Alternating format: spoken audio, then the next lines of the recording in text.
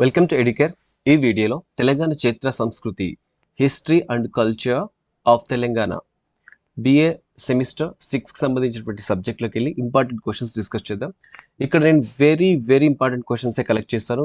వీటిని కంప్లీట్గా చదవండి అండ్ వీటితో పాటు అడిషనల్గా కూడా కొంత టైం ఉంటే చదవండి. మ్యాక్సిమం పాస్ కావడానికి మాత్రం ఈ ఈ క్వశ్చన్స్ చాలు. అయితే ఇంకా అడిషనల్గా మీరు మంచి స్కోర్ చేయాలి, A+ లేదా ఓ గ్రేడ్ తెచ్చుకోవాలంటే దీంతో పాటు ఇంకా అడిషనల్ కూడా చదవండి.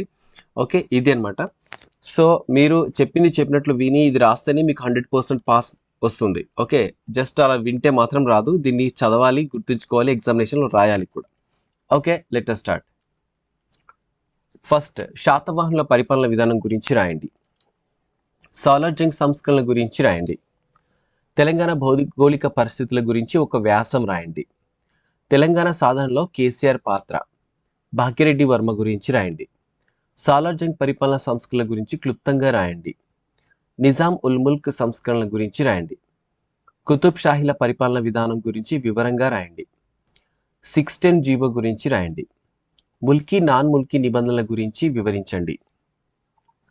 అంటే ఇక్కడ ముల్కీ నాన్ ముల్కీ ఉద్యమం అడగవచ్చు, లేదా వాటి గురించి ఒక విశ్లేషణ అయినా అడగవచ్చు. ఓకే, ముల్కీ నాన్ ముల్కీకి సంబంధించినటువంటి ఒక క్వశ్చన్ అయితే వస్తుంది. పెద్ద మనుషుల ఒప్పందం గురించి రాయండి.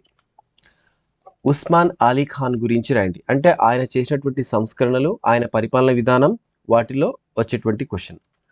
కాకతీయుల పరిపాలన విధానం గురించి రాయండి.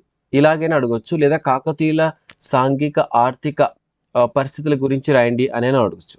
అలాగే ఇక్కడ శాతవాహనుల గురించి కూడా సాంఘిక ఆర్థిక సామాజిక పరిస్థితుల గురించి ఒక వ్యాసం రాయండి అనొచ్చు శాతవాహనుల గురించి.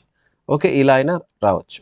తెలంగాణలో రైతులు, గిరిజనులు, సాయుధ పోరాటాల గురించి విశ్లేషణ చేయము.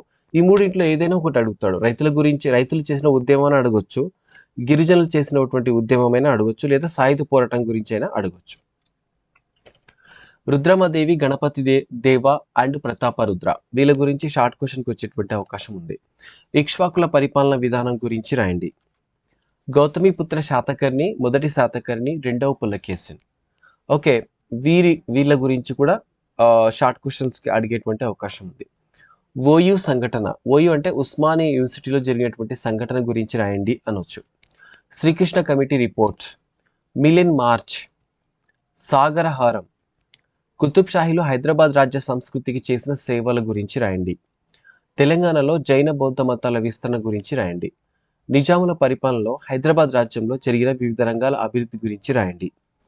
సూరవరం ప్రతాప్ రెడ్డి, బూర్గుల రామకృష్ణరావు, రావి నారాయణ రెడ్డి, ఉస్మానియా యూనివర్సిటీ వసతి గృహంలో వందే మాతర ఉద్యమం గురించి రాయండి. 1969 నాటి తెలంగాణ ఉద్యమం గురించి వర్ణించండి. ఇది మొదటి దశ గురించి. ఓకే, ఇవి ఇంపార్టెంట్ క్వశ్చన్స్. నాకు తెలిసి మీకు ఇవి బాగా హెల్ప్ చేస్తాయి. బాగా చదవండి, మ్యాక్సిమం మార్క్స్ వస్తాయి. అలాగే ఇక్కడ మీరు ప్రతిదీ కూడా నేను ఇచ్చే ఒక టాపిక్ ఇచ్చారంటే ఆ టాపిక్ సంబంధించి మిగతాయి కూడా చదవండి. ఓకే, ఇవి ఇంగ్లీష్ అండ్ తెలుగు మీడియంలో ఇచ్చాను, ఇద్దరికి హెల్ప్ అవుతుందని చెప్పేసి. ఈ వీడియో ఎలా ఉంది ఏంటి అనేది కామెంట్ సెక్షన్లో పెట్టండి అండ్ లైక్ చేయండి ప్లీజ్.